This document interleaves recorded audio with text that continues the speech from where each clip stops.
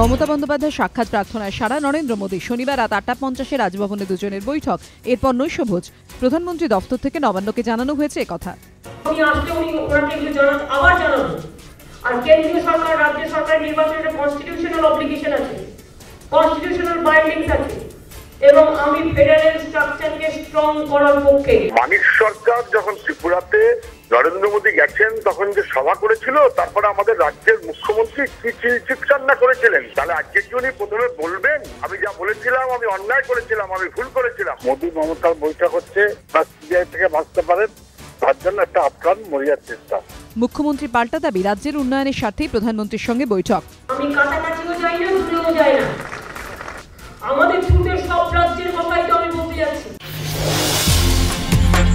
মদন কোনো অন্যায় করেননি, সুবিচার একদিন পাবেই। ফের মদন মিত্রকে ক্লিনচিট দিয়ে মন্তব্য মমতা বন্দ্যোপাধ্যায়। মদন কোনো অন্যায় করেনি, আজ আমি বলছি ওর বিরুদ্ধে কিছু করতে পারি। তবে কেস আছে, কোনো বিচার হবে, বিচারের জন্য আমরা বিচারের জন্য অপেক্ষা করব। বিরোধীদের অভিযোগ, মদন মিত্রকে বাঁচানোর চেষ্টা করছেন মুখ্যমন্ত্রী। বেনিয়াপুকুরে এলাকা দখল ঘিরে সংঘর্ষের অভিযোগ। গতকাল রাত 9:30 নাগাদ বেনিয়াপুকুরের গোনাচাঁদ রোড এলাকায় ঝুপড়িতে হামলা চালায় এক দল দুষ্কৃতী। বাধা দিলে ঝুপড়িবাসীদের মারধর করা হয় বলে অভিযোগ। স্থানীয় তৃণমূল কর্মীর দাবি, হামলার নেপথ্যে রয়েছে কংগ্রেস, যদিও কংগ্রেস এই অভিযোগ অস্বীকার করেছে। এবার তৃণমূলের গোষ্ঠীদ্বন্দ্বের তত্ত্ব খোদ তৃণমূল নেত্রীর গলায়। নজরুল মঞ্চে মেয়র পরিষদ এবং বড় চেয়ারম্যানদের নাম ঘোষণার সময় মুখ্যমন্ত্রী মন্তব্য ঘিরে জল্পনা। তুমি কিন্তু রামদার সাথে কোঅপারেশন করবে, ববি বলে দিল বলে রামদার সাথে ঝগড়া হবে না। সংসদে সর্বসম্মতিক্রমে পাশ স্থল সীমান্ত চুক্তি, সমর্থন তৃণমূলেরও। ফলে ছিটমহল বিনিময় নিয়ে সব জটিলতার অবসান। কি হবে তিস্তা চুক্তির ভবিষ্যৎ, জানতে আগ্রহী সব মহল। তীব্র হই-হট্টগোলের মধ্যে গতকাল লোকসভায় পাশ হয়েছে পণ্য পরিষেবা কর বিল। এই সংবিধান সংশোধনী বিলের বিরোধিতায় অধিবেশন কক্ষ থেকে ওয়াকআউট করে কংগ্রেস।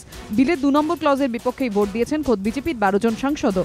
কেন্দ্রীয় অর্থমন্ত্রী অরুণ জেটলি অবশ্য জানিয়েছেন, বিল কার্যকর করার পর ক্ষতির মুখে পড়লে প্রথম 3 বছর প্রতিটি রাজ্যকে 100% ক্ষতিপূরণ দেবে কেন্দ্র। এরপর চতুর্থ 75% এবং পঞ্চম বছরে 50% ক্ষতিপূরণ দেওয়া হবে।